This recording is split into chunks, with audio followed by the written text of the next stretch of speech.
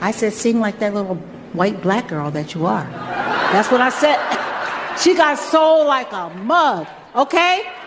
I don't know if this is a shared Black experience, but I feel like for the past couple years, there really hasn't been like white superstars that have really been enticing for us to want to like and want to listen to their music. But Sabrina Carpenter, she is the pop girl. She is the moment. Like, I don't even know how to describe the things my body feels whenever she comes on my phone screen. Like, wanna be her, wanna be with her, she's so fire. I don't know if any of y'all feel like this, but I like Sabrina Carpenter because she's a white woman. And not like just white woman, but she feeds in to being a white woman. The big, puffy, blonde hair, 8. The Polly Pocket aesthetic she's going for, 8. The old Hollywood thing she's going for, 8 down. The blue eyes and the blonde hair, oh my god, like I've never seen it done like that. I think like Madonna. Yes, Madonna. She was the last person to do it like that, and I love it. I like that Marilyn Monroe type white woman vibe. Eat down every single time. Like nobody else is doing it like she is. I hope she finds great success. Love Sabrina. And her album, oh my god, her music goes crazy. Her music literally goes crazy. Love, love, love Sabrina. Love my white women pop stars. Hello, I'm Annoying Black Boy, and in today's video, we will be discussing the gravitational pull of Sabrina Carpenter and why I hypothesize a lot of black women are admiring her. But before we start, I like making video essays on anything to do in regards to internet culture or pop culture, and I also like making commentary videos on TV shows and movies. So if that appeals to you, make sure you like, share, comment, and subscribe. And what really inspired this video was on TikTok seeing a few black creators, especially black women creators, talk about why they are appreciating Sabrina Carpenter. And also I've been seeing a few tweets about Sabrina Carpenter from like black, stan accounts talking about how she is a white artist, minding her business and not appropriating other cultures, and she's just sticking to being a white artist. So I thought it would be kind of a cool idea to make a video about this. And also, this is my second time making a YouTube video essay inspired by TikTok. So yeah, I'm kind of on a roll here. And before I get into the video, I just want to provide a few disclaimers for a quick second. So first, I have to say that black women in America only make up 7.8% of the population. And Sabrina Carpenter is obviously a white female artist. So obviously when you go to her tour, a majority of the audience is going to be white. But I do just want to talk about why I think black women are appreciating Sabrina Carpenter. And when I say black women, obviously I don't mean all black women. I just mean the women that are fans of her. But before I get into the reasons why, let's talk about Sabrina Carpenter for a quick second, and let's talk about the album and era of Short and Sweet. Sabrina Carpenter is an American singer and actress who, even though has been in the music industry for the past 10 years, has gained recognition for her 2022 album, Emails I Can't Send, amidst the love triangle drama involving her, Olivia Rodrigo, and Joshua Bassett. But she really started to gain recognition with her 2024 album, Short and Sweet. On April 11, 2024, Sabrina released her song Espresso and performed it at the Coachella Music Festival. Espresso topped the Billboard Global 200 and peaked at number 3 on the Billboard Hot 100 and won Song of the Year at the MTV Video Music Awards, also known as the VMAs. On June 6, 2024, she released her second single, Please Please Please, with a music video starring alongside her man, Barry Keoghan, which became her second global chart topper and her first US Hot 100 #1 single. On August 23rd, 2024, she released her 6th studio album, Short and Sweet, and released the music video for Taste, her third single, starring alongside Jenna Ortega. And the album debuted on the top of the Billboard 200 with 362,000 equivalent album units sold in its first week. And all of the songs from the album charted above the top 50 on the Hot 100. Short and Sweet is mainly a pop album, but it does have influences of country, disco, rock, and R&B. The album talks about her love life, especially the brief relationship she's had over the past few years, and are rumored to be about cough cough Shawn Mendes and cough cough Joshua Bassett. The album got its name short and sweet because of the brief past short relationships she's had, and also because the album itself is relatively short. Even in the opening track of the album, Taste, she jokes about her height, where she says, "Oh, I leave quite an impression, 5 feet to be exact." Sabrina has stated that this album feels like her second big girl album, obviously the first referring to Emos I Can't Send. And she says this because since moving to Island Records and signing with them, she was able to have more creative control over her music. Like, she wasn't in Hollywood Records, and you know, I always say thank God, because we hate Hollywood Records because they do not give their artists like creative control of writing their own music for the most part. This is most likely because that Hollywood Records is owned by Disney, and we know that a lot of, you know, other Disney girlies that worked on music and were like, you know, Disney Channel starlets, they, you know, signed with Hollywood Records, and they wanted to have like a certain image for them. As her first platinum certified album and #1 record in the States, Short and Sweet is her first major commercial success. She has received 8 nominations from the Recording Academy, also known as the Grammys, and those nominations are Album of the Year, Best Pop Vocal Album, Best New Artist, Best Engineered Album, Non-Classical, Record of the Year for Espresso, Song of the Year for Please Please Please, Best Pop Solo Performance for Espresso, and Best Remix Recording for Espresso, the Mark Ronson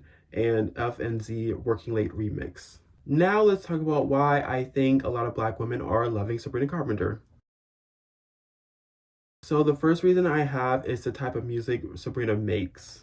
According to Statistica.com, a survey that was conducted in November 2018, 62% of African Americans put R&B as one of their top 3 music genres. And yes, Sabrina does make music that is primarily pop, but some of her music does have influences in R&B. Her past album, Singular Act 2, had some influences of R&B on that album, but also Short and Sweet has some R&B tracks as well. Bedchem is a synth-pop song with elements of early 2000s R&B. Don't Smile is a pop and R&B song, and Good Graces is an R&B and pop song, and Jason Lipsutz of Billboard describes the song as having the buttery sounds of 90s R&B. Reason number 2 to why I believe Black women are loving Sabrina Carpenter is because she doesn't do Black synths. And if you're a non-Black person watching this video, you might be asking yourself, annoying Black boy, what is Black synth? Well, I'm here to tell you it is exactly what it sounds like. Black synth is a fake accent that non-Black people use to imitate Black English, or AAV, which stands for African American Vernacular English. And the word is a portmanteau of the words Black and accent.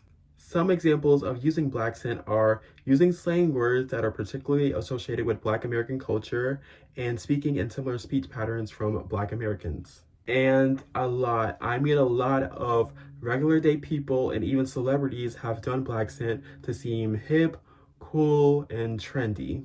As much as I love Ariana Grande, there was a time when Ariana was doing Black synth. I'm pretty sure if you're on Brain Rot TikTok just like me, you've seen the clips of her going viral for using Black synth. It was a crazy time. It was an actual time, and she has earned the nickname Blackiana because of this period within her life. I'm like, bitch, that's my cookie, that's my juice, okay? Carry on.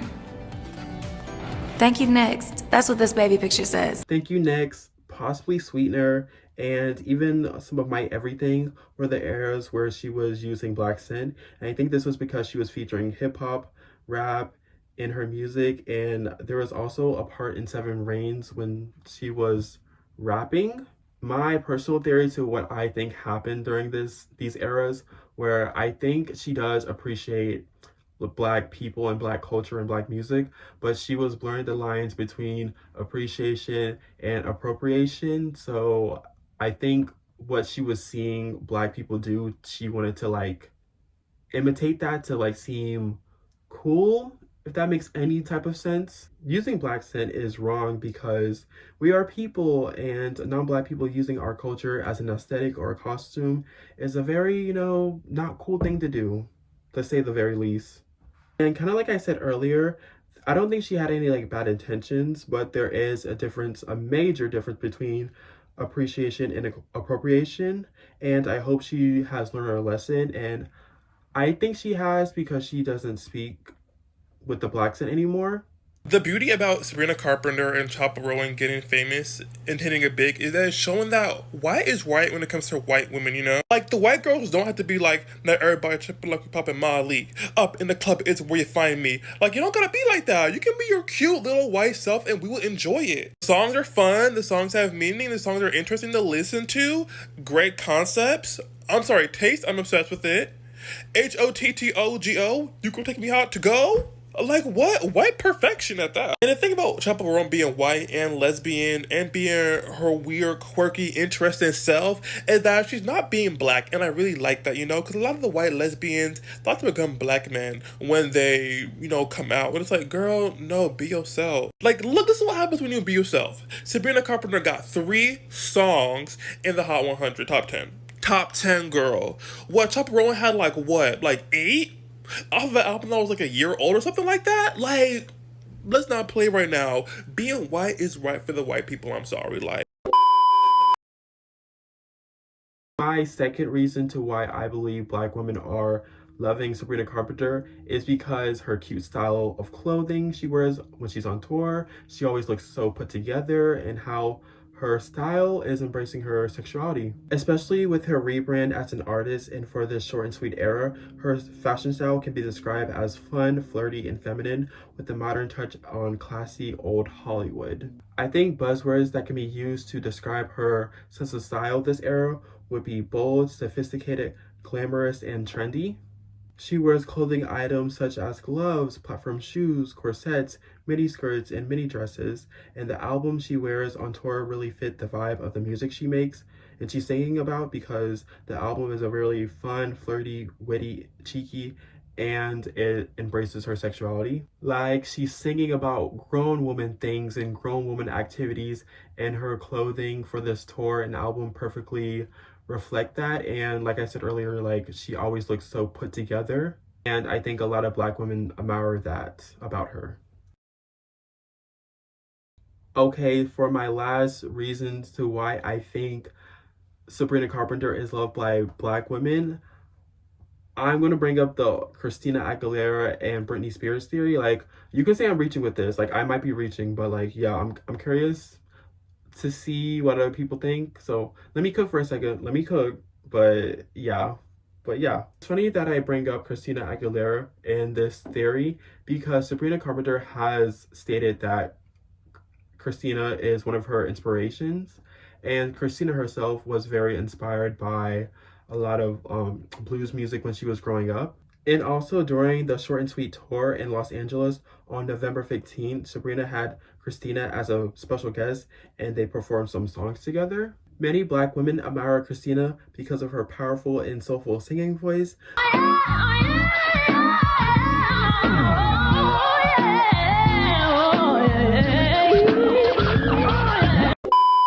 The diverse styles of music she includes in her discography, especially elements of R&B and soul. Her embracing her Latina heritage, even though she is a white Latina, and her unapologetically expressing herself. Plenty of black women resonate with her and like her music because of things like embracing cultural identity and self-love are things, you know, we all like go through, but especially black women go through this. And even though she has stated in the past that she is inspired by black artists, she has culturally appropriated in the past, and we can't have that like go unnoticed or ignored. But hopefully conversations around cultural appropriation in recent years has reached to Christina's ears, and I think it has, because in the past recent years she hasn't, you know, had cornrows or had an afro styled like hair. So yeah, hopefully like Ariana Grande, she has learned her lesson. Now let's talk about Britney Spears. I might be reaching with this one, but like kind of let me cook. It's kind of similar to Christina, like with the type of music she makes. So yeah. And maybe I'm not completely wrong, because when doing research for this video, I did come across this subreddit, It was called, what was it called? Black People Tweet. And it had this post and it had this tweet post. So yeah, let me try. Let me cook, okay? Even though there's not a lot of evidence that a lot of Black women were fans of Britney Spears in the late 90s and early 2000s, she was still very popular at the time. It was even called the Princess of Pop. So it is likely that she had an impact on a lot of people of the youth, especially, you know, in that time period. And she did have some songs that were in the R&B realm. So Black people that were listening to her music probably gravitated towards those songs. Two song examples would include I'm a Slave for You, which is a dance pop track with urban pop and R&B influences. Boys, an electro pop and dance pop song with elements of R&B, hip hop, and funk. And finally, Break the Ice, which is an electro R&B song. Now let's talk about some of my final thoughts. I think Black women are loving Sabrina because she's making music Black people resonate with and they tend to enjoy. She doesn't speak AAVE and she doesn't appropriate Black culture. And lastly, she's authentically herself. She's literally a white artist who literally has no problem with being a white artist. And when it comes to Sabrina, Xtina, and maybe even Britney, it's a Venn diagram of reasons to why Black women may resonate with one artist over the other, or why they might like all three of them, or why they might like only probably Sabrina and Xtina. Like I said, it's a Venn diagram. And like, for example, all of them are known to have R&B influences within their music, but out of all three, Xtina is the only one who's known to have soulful vocals. And I think this is like probably a reason why Ariana like has a lot of like Black fans, like Black Arianators, because, you know, she's also known to have a very soulful voice. But yeah, I think this is just a start for Sabrina. She's finally had that commercial success she's always deserved. And yeah, I can't wait to see like where her career takes her. I hope the only way she goes is up. And yeah, I'm very happy for her because she deserves it. But yeah, that was my video on the gravitational pull of Sabrina Carpenter. And I hope you enjoyed it. And if you did enjoy it, make sure you like, share, comment, and subscribe. And if you're a Black woman, or if you're anyone, but especially if you're a Black woman, I want to know your thoughts and opinions. I want to know what you thought of this video. Do you like Sabrina Carpenter? Do you not like Sabrina Carpenter? And if so, why? Like, I'm very curious. Like, is this video going to inspire you to check out some of her music? If you were kind of reluctant in the past, yeah, like, just let me know. Yeah, that's my video. That's it. Thank you for watching. Thank you for watching this long, and peace out. I'll see you in the next video, okay? Peace out. Bye.